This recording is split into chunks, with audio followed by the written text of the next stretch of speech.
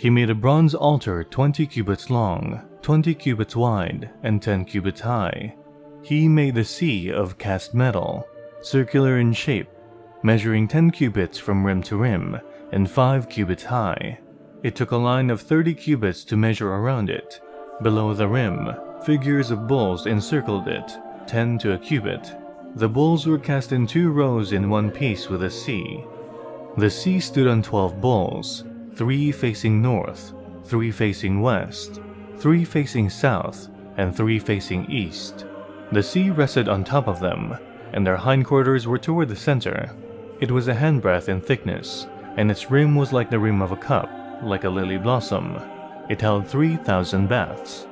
He then made 10 basins for washing, and placed 5 on the south side and 5 on the north. In them the things to be used for the burnt offerings were rinsed, but the sea was to be used by the priests for washing. He made 10 gold lampstands according to the specifications for them, and placed them in the temple, 5 on the south side and 5 on the north. He made 10 tables, and placed them in the temple, 5 on the south side and 5 on the north. He also made 100 gold sprinkling bowls. He made the courtyard of the priests, and the large court, and the doors for the court, and overlaid the doors with bronze. He placed the sea on the south side, at the southeast corner. And Huram also made the pots and shovels and sprinkling bowls.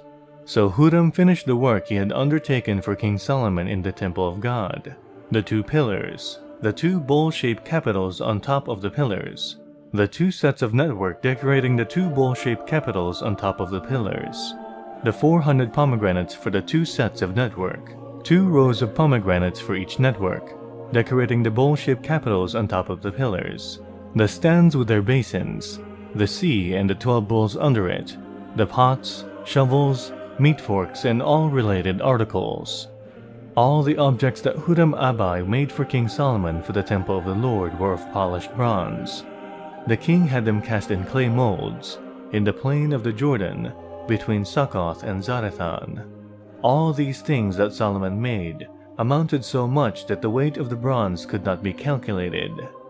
Solomon also made all the furnishings that were in God's temple, the golden altar, the tables, on which was the bread of the presence, the lampstands of pure gold with their lamps, to burn in front of the inner sanctuary as prescribed, the gold floral work, and lamps and tongs, they were solid gold, the pure gold wick trimmers, sprinkling bowls, dishes and censers, and the gold doors of the temple, the inner doors to the most holy place, and the doors of the main hall.